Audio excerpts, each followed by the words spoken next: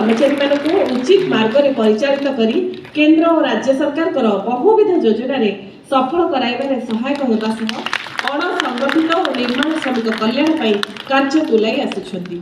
एतद्व्यतीत ग्राम में महिला मानक सचेतन कराइबा, रक्तदान करवा, मद दुकान बंद करवा, बाल्य विवाह बंद करवा, शिशु श्रमिक मानक बाहर राज्य को न पठाई स्कूल पठाइबा इत्यादि कार्य तांकर पदक्षेप उल्लेखनीय।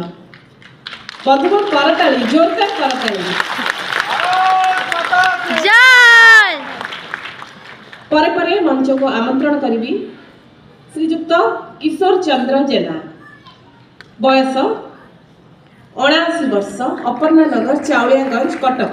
वर्तमान अखिल भारत ट्रेड यूनियन कांग्रेस ओडिशा राज्य कमिटीर संपादक एवं कटक जिला कमिटीर सभापति भावे कार्यरत अछंती। गत 19